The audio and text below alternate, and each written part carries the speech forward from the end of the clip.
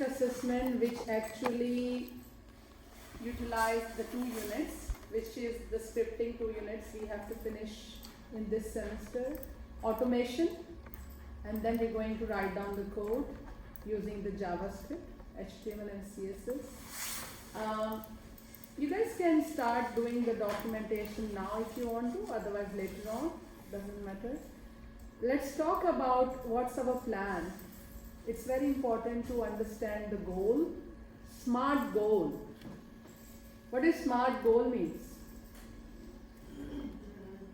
Specific, measurable, achievable, Realistic, and relevant, or timely. yeah. So we have 5 tasks to be done for this project.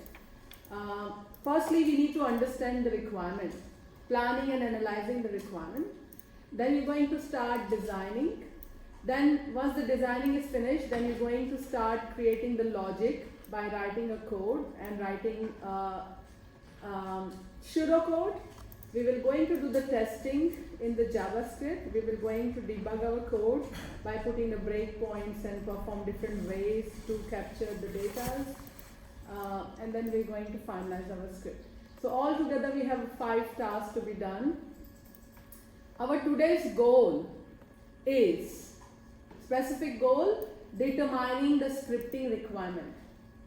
And as I said before, all the assessment we will going to do it in the class time, so I can support you to do it. Okay, I'm not just living on your shoulder because I don't trust you guys. So determine the scripting requirement. We're going to complete this task today. Next week we will going to start designing our web pages, like writing scratch HTML and CSS code by creating the layout of it. And maybe once we back from the break, because next week is the last week, just to let you know. Last week. Oh, right, yeah. Not last week for the Thanks for Fridays. That's right. So we're going to have a term break after next week. So Thursday next week is the last class. And Friday, it's a Good Friday. And you're going to be back on Tuesday on 26th of April if I'm not wrong. 25th Monday is holiday. Okay, so let me just see. So we miss Friday next week. Of course, there is no class. Wow.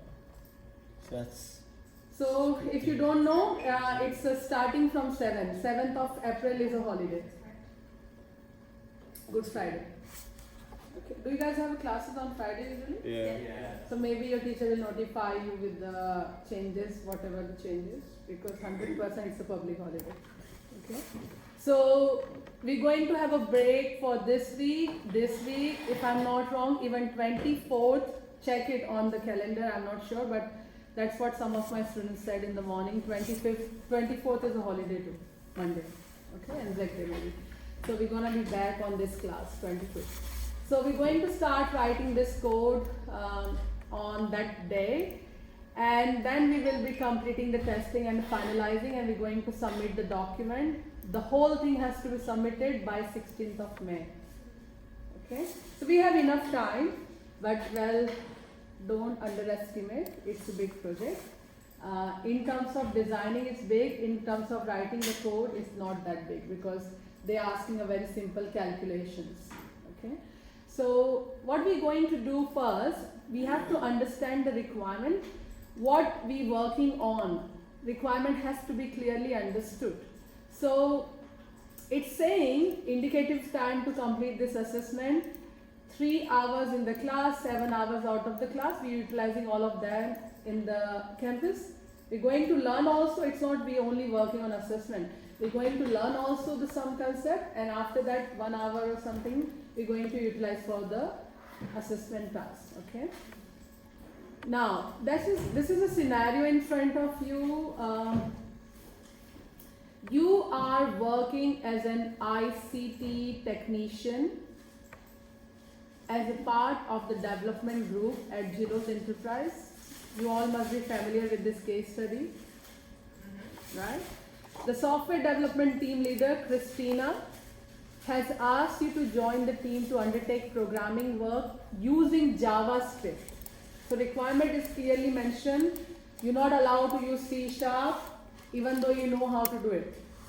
You're not allowed to use ASP.NET even though if you know how to do it. It's clearly mentioned we want to do this project into the JavaScript. So definitely for designing and styling we're going to use HTML and CSS. On the top of it for dynamic web pages we're going to use the JavaScript. Okay. The client. Who is your client? That's the name of your client. Pizza Only has developed a promotional scheme for all the pizza sales during the month of November and December. Well, of course, it's a holiday period, November and December. So this company would like to have some promotional offer for their orders, and they would like to create the web presence of their site. Okay.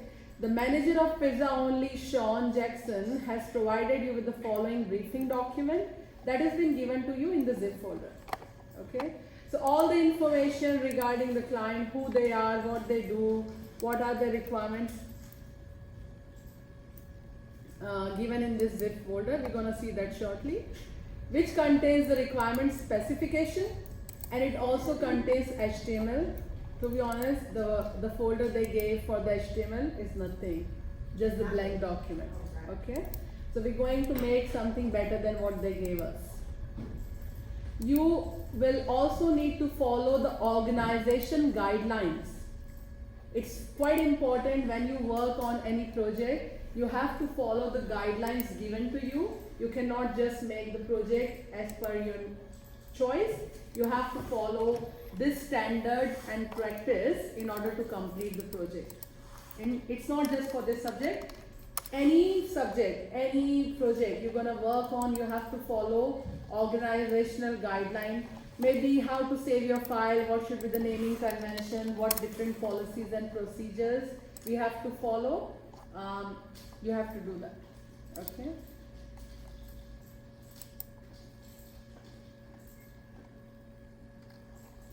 So right now we're working on part 1. Everyone, as I said, we have to determine the scripting requirements. The software development team leader Christina wants to get started onto this project for the client. She has asked that you plan the customer quiz outline in requirement 1 of the specification, so it can be scripted by another developer. You have to document all the requirements. You have to understand all the requirements clearly, and it has to go into this particular template. The template is also given to you here. Okay. So I'm going to show you quickly how can we create proper professional template with the table of content, header, footer, page number, if you don't know how to do it. Especially if you're doing ICT subject, ICT cluster, you may have lots of report to create. Okay, so we should know how to create proper professional report with all the informations in it.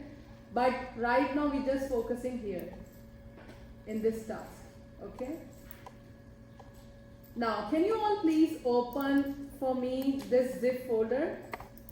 Everyone open the zip folder, please. And I'm giving you 5 minutes to read through this PDF document. It actually shows a couple of information what they needed.